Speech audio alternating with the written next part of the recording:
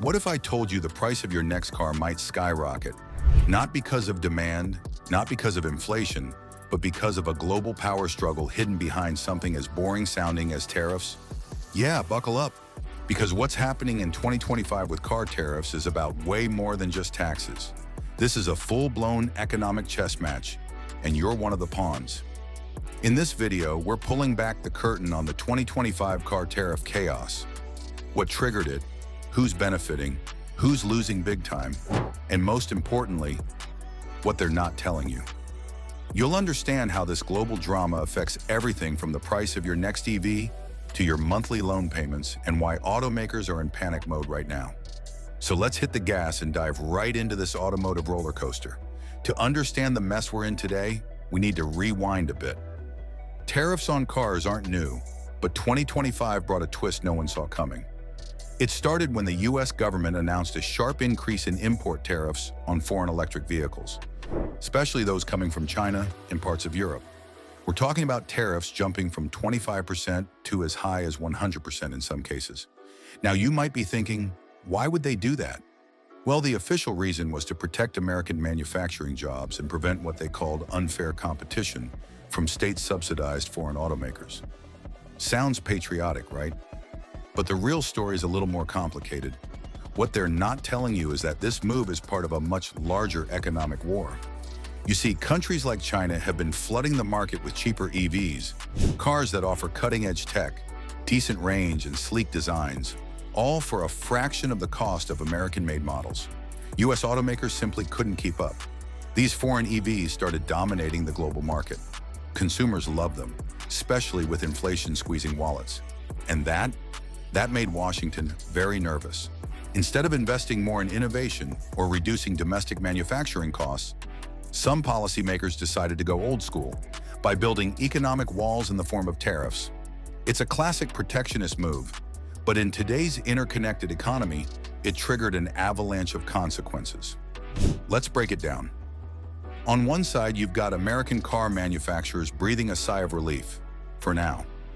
The tariffs give them a cushion, a chance to catch up without being undercut by cheaper imports. But here's the twist. That protection comes at a steep price for you, the consumer. Those same foreign cars that used to offer value and innovation at a low cost, they're suddenly way more expensive.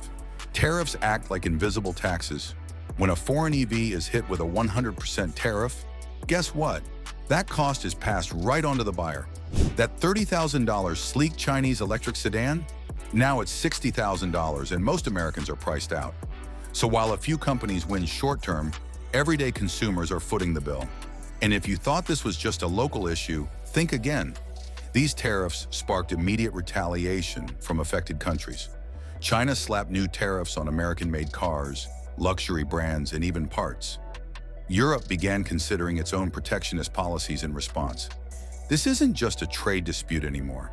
It's a tariff war, and the global auto industry is the battlefield. Car makers with international supply chains are caught in the crossfire. BMW, Tesla, Ford, they're all scrambling. Some are moving production, others are lobbying for exemptions. It's chaos behind the scenes, and none of that makes it into the headlines. Let's bring this closer to home. If you're thinking about buying a new car in 2025 or 2026, you're probably in for sticker shock. EV prices are already climbing, and even traditional gas-powered cars aren't immune. Why? Because many of their parts, batteries, chips, even tires, are imported. When those parts get hit with tariffs, manufacturers raise prices across the board. And if you're leasing, monthly payments are up. Financing, higher interest rates plus higher vehicle costs equals double trouble. Even used cars are affected, since demand shifts when new cars become less affordable. It's a domino effect, and it's hitting consumers where it hurts. So here's a question no one's really asking. Is this really about fair trade, or is it about political leverage? Many experts believe these tariffs are being used as bargaining chips. They're tools to push foreign nations into renegotiating trade agreements or forcing them to buy more American products. It's not about cars, it's about control. Economics as a weapon. And in that game, it's the average car buyer, the dealership employee, the auto parts factory worker, who ends up as collateral damage. There are smarter ways to handle foreign competition. Instead of walling off the US market, some argue that the focus should be on improving supply chains, streamlining production, investing in battery technology, and giving incentives for domestic innovation. Ironically, the very companies these tariffs are supposed to protect are now asking for government help to cope with rising costs and declining demand. So who's really winning here? Here's what to watch. If this tariff standoff continues, expect a reshuffling of the global auto industry. Chinese EV makers may focus more on developing countries.